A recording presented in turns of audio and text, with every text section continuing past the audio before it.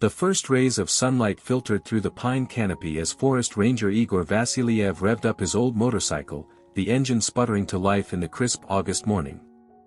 Mist still hung low over the underbrush, casting a silver veil between the trees. The forest was quiet, too quiet. The only sound was the occasional flutter of wings or a distant woodpecker knocking at bark. Igor adjusted the straps of his canvas rucksack, which held his thermos, binoculars, and a rugged tablet.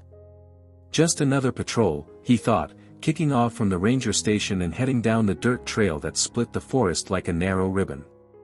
But only about a kilometer in, something caught his attention. The crows were screaming. Not the occasional caw, but a full-on alarm, dozens of them, circling one spot and diving angrily. Igor stopped the bike, pulled off his gloves, and listened. Underneath the cries of the birds, he heard something else. A high-pitched, panicked squeal. Not human. He parked the bike by a tree, grabbed the binoculars, and moved quietly toward the sound. After about 20 paces, he spotted it.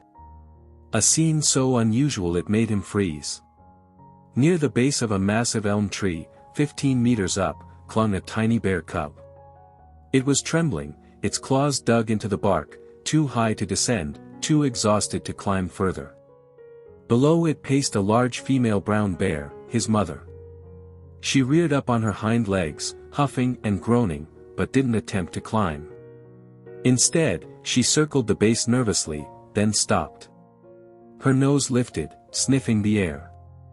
Igor ducked behind a pine. The mother bear must have caught his scent, because she froze, then turned and slowly melted back into the trees. She paused once, looking back at the cub, before disappearing into the shadows. The bear cub remained, its tiny whimpers carried down by the wind. Igor waited in silence for several minutes, then slowly approached the tree. The cub didn't move, its body pressed against the trunk, eyes half closed in fear and exhaustion. He looked up. The trunk was straight, with no branches low enough to grab. No way for a cub that size to climb back down safely. It had likely been chased, or panicked, into climbing and gotten stuck. "Why'd you go so high, little guy?" Igor murmured. He pulled out his radio and adjusted the antenna, hoping for a signal. "Base, do you copy? I've got a situation here. Bear cub stuck in a tree." Mother took off. Static crackled, then a response came in. "This is Olga. Where exactly are you?" Igor gave the coordinates. Olga was the head wildlife rehabilitator at the reserve sanctuary, and someone he trusted deeply. "Can the cub get down on its own?" she asked. "I don't think so," he replied.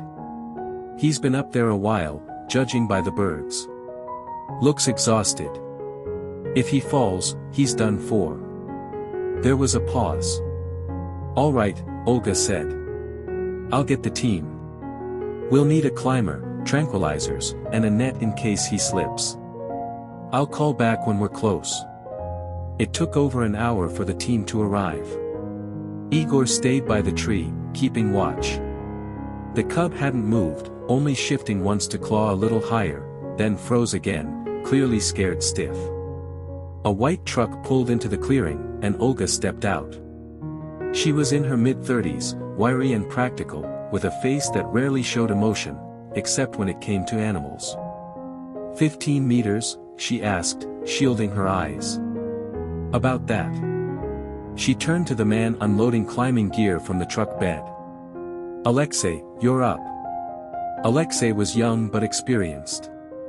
They had done similar rescues, eagles tangled in wires, lynx caught in fences, but never a bear cub this high. The team unfurled a bright orange safety net beneath the tree. Just in case. Olga prepared a tranquilizer dart in a long rifle. "Think he'll stay still?" Alexei asked as he strapped into his harness. "I hope so," she said. "But if he panics, we can't risk him falling." Igor kept his binoculars trained on the cub. The little one was watching them now, eyes wide and unblinking. As Alexei began his slow, careful climb, the forest held its breath. Meter by meter, he worked his way up the trunk, using ropes and clamps to secure himself. The cub began to squirm, clearly unsure of the human approaching. It backed up slightly, shifting to a thinner limb, too thin for its weight. "Easy, buddy," Alexei called softly. "Just hang on." He stopped about 2 meters below the cub and waited. Olga raised the tranquilizer rifle and aimed. A soft puff. The dart hit the cub in the flank. It squealed, flinched, but didn't fall. Seconds passed. The effect was slow, but soon the cub's grip began to loosen. Its eyes drooped. Alexei moved quickly, securing the small body in a cloth sling. "I've got him," he called down. Applause broke out from the team below. They began to lower both Alexei and the cub, inch by inch, until their feet touched the earth. Olga knelt beside the sling and checked the cub's pulse. Heartbeats good. Breathing steady. He was male, no more than 5 months old, with rough brown fur and wide, curious eyes beginning to blink open. They transferred him gently into a crate lined with hay. "He's dehydrated," Olga said. "And hungry. But otherwise looks okay." Igor crouched beside the crate. "Think the mother will come back?" Olga shook her head. "Not likely now. She probably sensed danger and fled. Might be watching from afar, but she won't risk humans again." "So what happens to him?" "We'll take him to the rehab center. Raise him with minimal contact, then try to release him next spring." Igor nodded, watching as the cub curled into a ball and sighed in sleep. Back at the wildlife center, the cub, nicknamed Topper, in honor of his high climb, was settled into a quiet enclosure designed for orphans. He ate ravenously, drank a bowl of goat's milk, and curled up with a fleece blanket shaped like a mother bear. Over the weeks, he gained strength. Olga and her team made sure he never got too used to humans. They wore scent-masking suits and used puppets to feed and interact with him, always maintaining the illusion that he was still part of the wild. Igor visited once, watching from behind one-way glass as Topper climbed a tree in his enclosure with ease. "Guess he's not afraid of heights anymore," he joked. "No," Olga said with a smile. "But this time, we're making sure he knows how to come down." By the end of winter, Topper had grown strong and independent. He was moved to a larger forest enclosure with other rescued cubs, learning to forage, climb, and even fight playfully, skills he'd need to survive. And in early May, with the forest thawed and blooming, Topper was taken by truck to a remote part of the reserve. A quiet valley with no trails, no tourists, just forest. The crate door opened.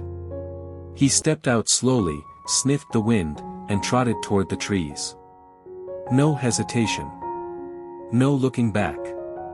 Just a little brown shape vanishing into green. Igor and Olga watched from a hill above. "Think he'll make it?" Igor asked. Olga nodded. "He's got a good chance. He remembers the wild. That's all he needs." And somewhere deep in the woods, a young bear climbed a tree again, not to escape, not out of fear, but because that's what bears do. And this time, he knew how to find his way down. Thank you for watching the video. If you enjoyed it, please like and subscribe to support the channel. See you in the next episodes.